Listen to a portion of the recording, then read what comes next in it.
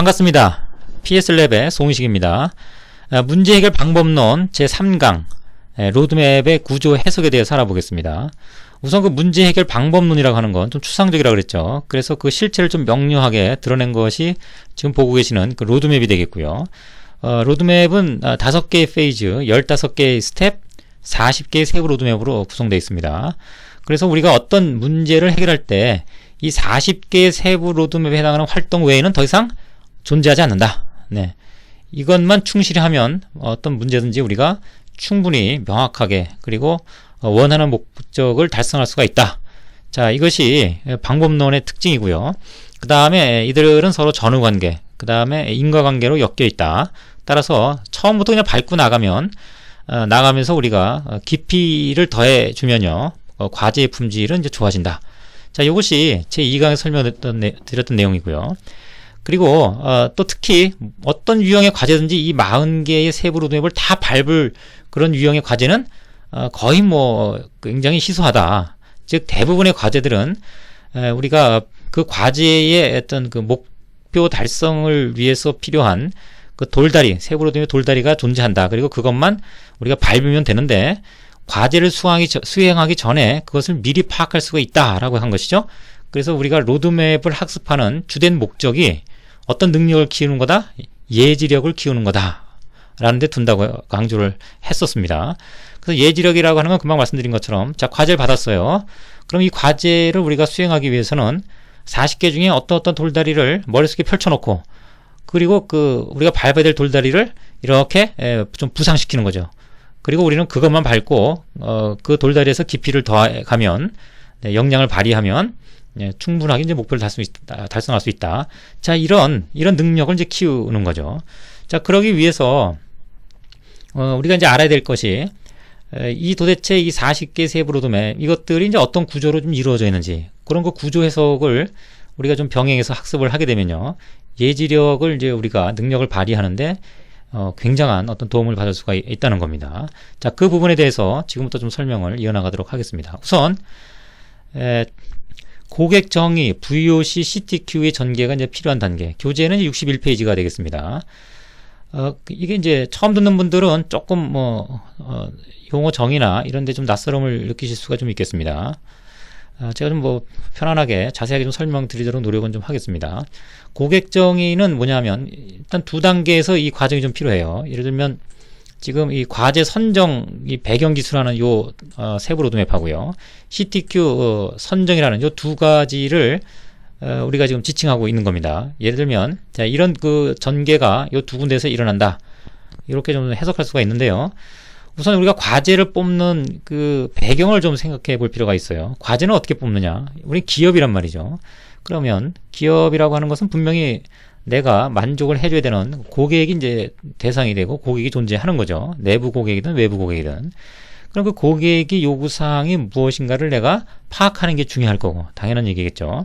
그것이 파악이 된다 그러면 그것을 우리는 뭐라고 얘기를 하냐면 voice of customer, 고객의 소리다, 이렇게 얘기합니다. 그래서 고객이 누군지를 우리가 정하게 되고, 그들의 어떤 소리를 우리가 정리할 수만 있다면, 그리고 그것을 우선순위화해서 가장 중요한 게 이거다라고 우리가 좀 선출해내면 그것을 CTQ라고 합니다. Critical to Quality, 품질이 아주 중요한 특성이라고 하는 거죠. 그래서 고객이 요구하는 사항을 특성화시켜서 그것에 서술어를 붙이면, 즉 높여야 된다, 낮춰야 된다, 또는 어떻게 해야 된다라고 우리가 표현을 해주면 그 자체가 뭐가 됩니까? 과제를 선정하게 된 내용이 되겠고요. 그 이력을 우리가 쭉 기록을 한다 그러면 그것이 배경을 기술하게 되는 그런 사안이 되겠죠. 그래서 우리가 과제를 왜 시작하는지 그 이유를 고객을 정하고 그들의 소리를 나열하고 그로부터 그것을 높여야 된다, 낮춰야 된다, 특성적 표현을 통해서 어떤 그 과제의 명칭으로 표현한 이 최종적인 아웃풋이 바로 이 단계에서 이루어지는 과정이 되겠습니다. 그러면 그 과제를 왜 하는지 누가 물어보면 그 이유를 기술한 내용을 토대로 해서 이제 설명을 하면 되겠죠. 자, 그 다음에 CTQ 선정. 그럼 이건 뭐냐면 이제 과제 Y를 뽑기 위한 하나의 절차입니다. 이게 Y라고 있죠. CTQ라고 하는 건 이제 과제를 Y를 정하기 직전에 어떤 특성이라고 보시면 되겠는데, 이미 과제가 선정이 됐고, 그러면 과제의 범위, 어디서부터 어디까지의 프로세스를 건드려야 된다는 것을 디파인 하게 됩니다. 따라서 그 범위 내에서 우리가 중요한 특성들, 그런 것들을 좀 선별을 해내고요. 그리고 그 중요한 것들 중에서 이걸 과제의 어떤 지표로 삼아야 될 것을 결정하게 되면 그것을 우리가 CTQ라고 얘기를 합니다. 그러니까 이것은 이미 이 범위가 결정된 프로세스를 운영하는 대상이 이제 고객이 되는 거죠. 그 끝단에 존재하는 대상이 이제 고객이 되고, 그 고객한테 물어서 동일하게 뭘 요구하는지를 우리가 알아내고, VOC 그로부터 그 특성적인 어떤 표현으로 바꿔준 다음에 그것을 우리가 지표화하면은 그것이 뭐가 된다? CTQ가 되는 거죠. 그리고 그것을 조금 더 조정을 하게 되면 이제 Y로서 이제 과제의 어떤 지표가 정립이 좀 되는 겁니다. 따라서 고객정의 VOC CTQ라고 하는 이런 전개는 디파인 단계의 과제 선정 배경 기술이라고 하는 곳에서 한 군데, 또 이제 CTQ 선정이라고 하는 정해진 과제의 범위 내에서의 어떤 Y를 정하는 과정에 또 한번 생겨나게 됩니다. 근데 이제 우리가 오류를 자꾸 범하는 것이요. 여기서 이제 지표를 선정하는 이런 유형의 전개를 여기서 많이 하는 경우가 많아요. 왜냐하면 과제를 본인 스스로가 영역 내에서, 아주 좁은 영역 내에서, 업무 범위 내에서 과제를 선정하게 되면 그것이 실질적으로 뭐 많은 고객의 정의를 통하고 그들의 많은 또 소리를 듣고 그들을 또 우선순위화하고 나열하고 분석해서 이것이 가장 중요한 특성적 표현으로 전환을 해줘야 돼라고 하는 과정을 다 감당할 수가 없어요. 그러다 보면 본인이 아는 범위 내에서 보통 기술하게 되고, 따라서 그런 내용들은 대부분 Y를 찾는 그런 어떤 그 좁은 범위 내에서의 전개에 해당될 수 있다는 얘기죠. 그래서 만약에 그런 유형이라 그러면 굳이 여기에다 표현할 필요는 없다는 얘기입니다. 자, 뭐 고객정의, VOC, CTQ 전개가 필요한 단계가 두 군데가 있다. 자, 이거 이렇게 일단 하고 정리하고 넘어가겠습니다. 자, 다음. 다음은 이제 두 번째, 개선, 즉 임프로브가 수행되는 단계가 있습니다. 이건 굉장히 좀 중요할 수가 있어요. 우선 그 내용을 설명하고 어떻게 쓰임새가 있는지를 또 보충 설명하도록 하겠습니다. 일단 임프로브는 우리 보통 여기에 있다고 생각을 하죠. 맞습니다. 최적화 및 기대 효과. 이제 최적화를 한다는 얘기는 이제 프로세스에 끼워 넣는다는 얘기죠. 개선된 사항을 끼워 넣고 앞뒤 관계 잘 맞춰 놓고 문제가 없다라고 하는 그런 판단까지를 보통 얘기를 하고요. 그럼으로써 이제 예상되는 효과가 생기겠죠. 효과는 이제 Y가 높아지거나 금전적 어떤 혜택, 재무적 성과 이런 것들이 이제 해당이 되겠습니다. 자, 이것은 당연히 뭐 인프로적인 개요입니다. 그런데 또 한 군데가 있습니다. 측정 시스템 분석이라고 하는 거죠. 이것은 확증적 자료 분석에서 측정 시스템 분석 동영상을 참조하시면 뭐 충분한 설명이 이제 포함되어 있습니다. 그래서 뭐 자세한 설명은 여기서는 좀 생략하도록 하고요. 일단 측정 시스템 분석의 그 뉘앙스가 측정 계측기를 우리가 좀 보정하는 거구나 이렇게 판단할 수가 있는데 절대 그런 거 아니란 얘기죠. 그래서 측정 시스템이 중요합니다. 측정 어떤 계측기가 아니고 시스템이 여기서 얘기하는 계측기를 얘기하는 게 아닙니다. 전체를 얘기를 해요. 그래서 측정할 때 그 값을 만들어내는 모든 것들, 환경, 계측기, 사람, 뭐 이런 모든 것들 다 감안한 것이 여기서 얘기하는 시스템입니다. 그래서 그 측정할 때 우리가 완전하게 프로세스를 개선하려고 하는 활동이 이제 임프로브 여기서 일어납니다. 프로세스 개선은. 그런데 이것은 측정 시스템을 개선하는 거예요. 그런데 데이터가 여기서 잘못돼 들어오든 여기서 잘못돼 들어오든 우리가 소위 얘기하는 프로세스 능력, 공정 능력은 어디서 잘못돼 들어오든지 간에 나쁘면 나쁘게 나오는 거죠. 그래서 여기서 완벽하게 만들어도 여기서 측정하는 쪽에서 값이 자꾸 틀려져 버리면 그것은 이제 프로세스가 완벽하더라도 측정이 잘못되는 그런 이유 때문에 프로세스 능력을 나쁘게 평가해야 되는 그런 원인이 된단 말이죠. 따라서 이것은 프로세스를 개선하려고 하는 임프루브 단계에서의 최적화 내용과 동격입니다.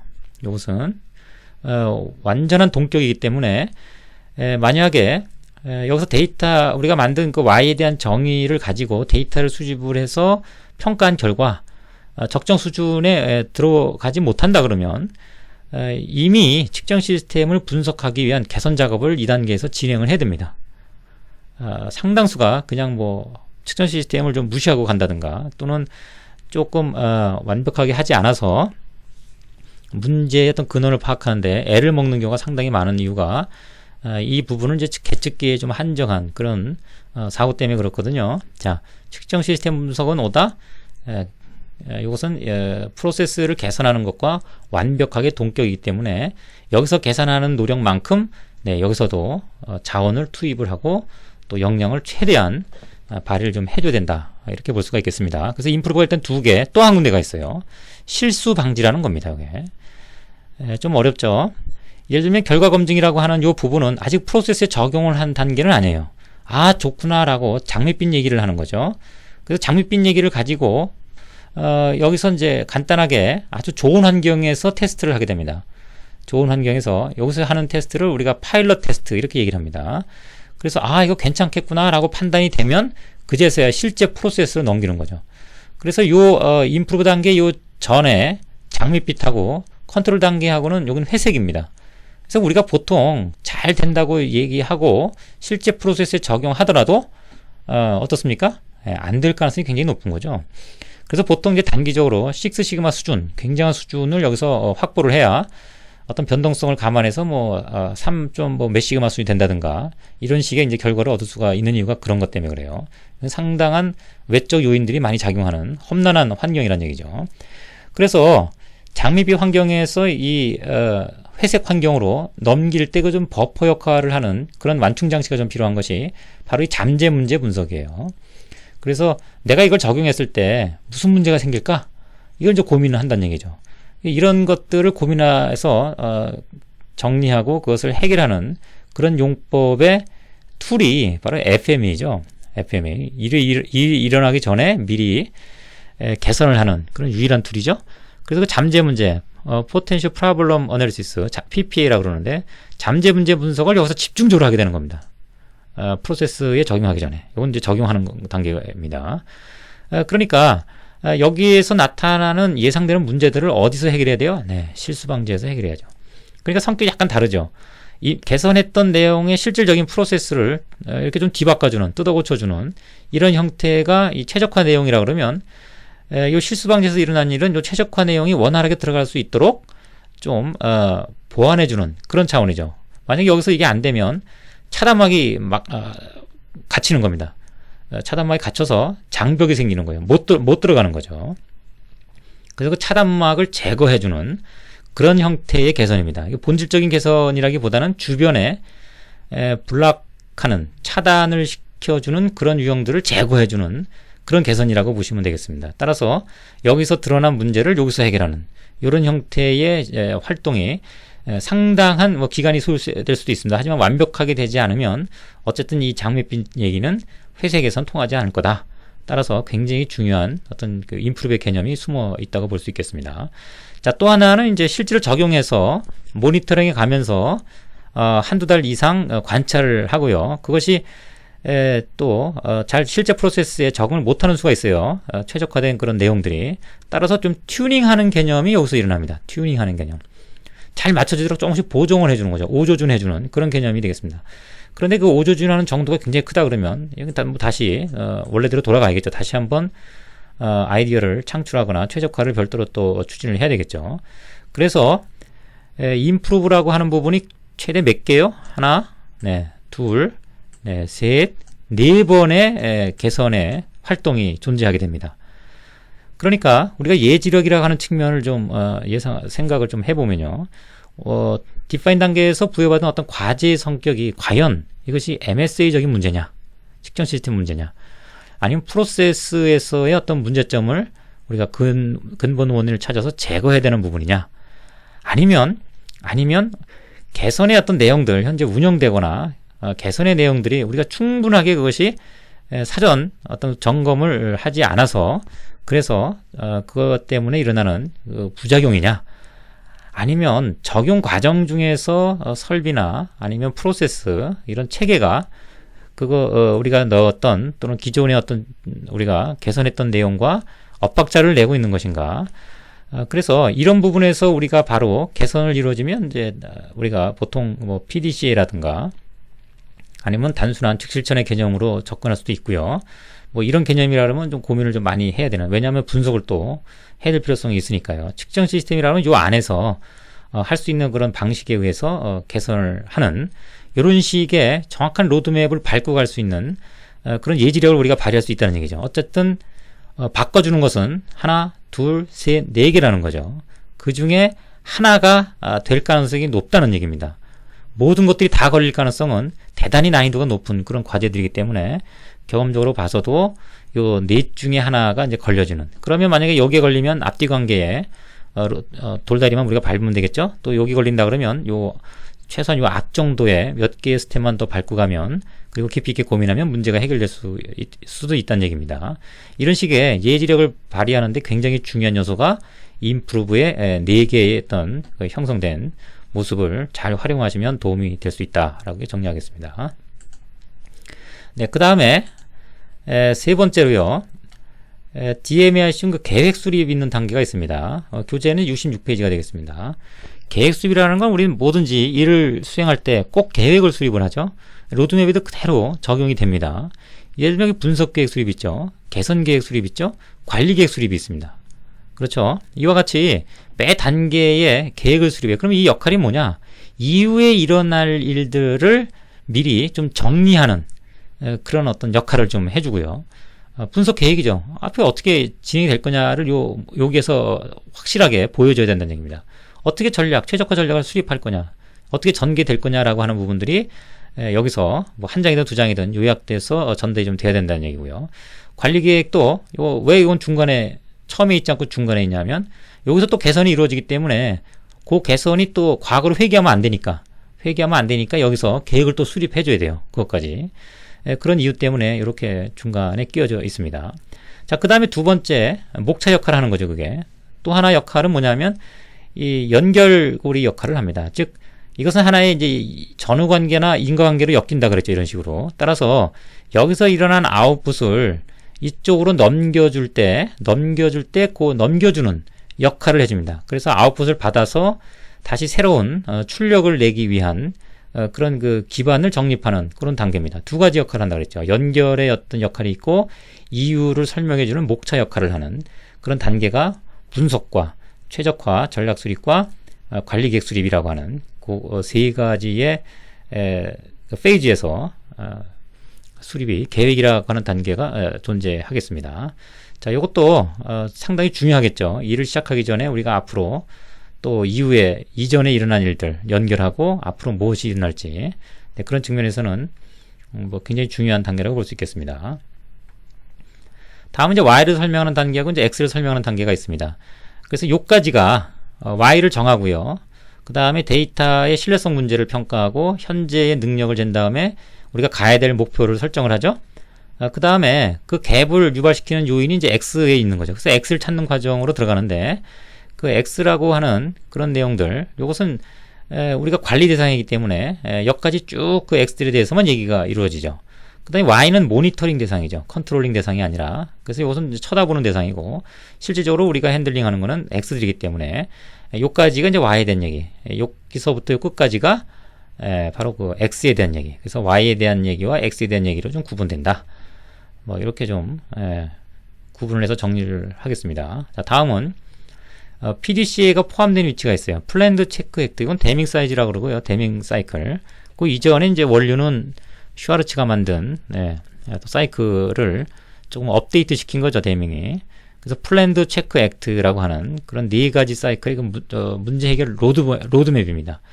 그래서 요 DMARC가 나오기 전에 TQC에서 실제 그 현장 프로세스 내에서 생산 자체 내에서 문제를 해결하는 그런 로드맵이 되겠습니다. 툴은 뭘 쓴지 잘 아시고 계실 겁니다. QC 7가지 도구죠. 또는 신 QC 7가지 도구.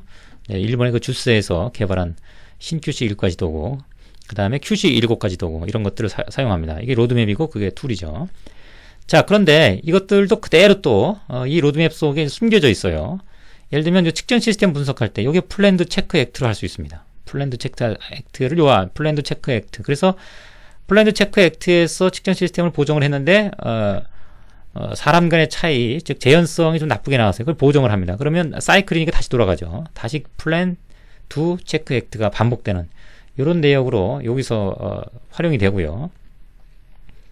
또 한 군데가 바로 이제 여기죠. 여기가 또 한 군데 있습니다. 여기선 DOE, 네, DOE.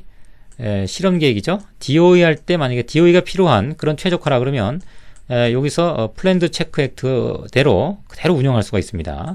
자, 그런 또 하나의 운영 모델이 또 요 안에 숨겨져 있고요. 그 다음에 여기 또 결과 검증하는데 플랜드 체크 액트 또 있죠. 네, 그와 같이 여기서 그대로 또 쓰임새가 존재합니다. 또 한 군데 관리기획 수립 여기 플랜입니다. 그 다음에 두 체크 액트, 여기서 또 플랜드 체크 액트, 실제 프로세스에 적용하는 단계도 플랜드 체크 액트로 돌아가요. 그래서 이런 어떤 그 사이클, 이건 반복해서 일어나야 되죠. 튜닝하는 것도 안 되면 또 하고 또 하고, 그 다음에 결과 검증도 계속 여기서 반복해서 문제가 없을 때까지 결과를 좀 보증하는 과정이 있고요. 실험 계획도 1차, 2차 실험, 플랜드 체크 액트, 사이클의 어떤 의미가 있고요. 여기서도 보정이 안 되면 또 다시 재주행해야 되는 이런 또 사이클의 의미를 갖고 있기 때문에 네 군데에서 플랜드 체크가 쓰인다. 자, 지금까지 설명드린 DMAIC 40개 세부 로드맵 내에 존재하는 5가지의 어떤 구조, 어떤 그 체계에 대해서 설명을 좀 드렸습니다. 이 부분을 확실히 마스터를 하고 계시면, 명확하게 인지를 하고 계시면 여러분들이 과제를 수행할 때 굉장히 단기간 내에 효율적으로 원하시는 목표를 달성할 수가 있습니다. 그래서 이건 눈을 감고 어떤 일을 해야 되는지가 탁 떠오르면 상당한 어떤 수준에 이르렀다, 뭐 이렇게 볼 수가 있고요. 문제 해결 역량에 어떤 그 아주 높은 수준에 이르렀다, 이렇게 뭐 정리를 해드릴 수 있겠습니다. 자, 여기까지 설명을 마치도록 하고요. 다음 제 4강부터는 디파인 단계, 네, 디파인 단계의 설명으로 들어가도록 하겠습니다. 네, 감사합니다. 수고하셨습니다.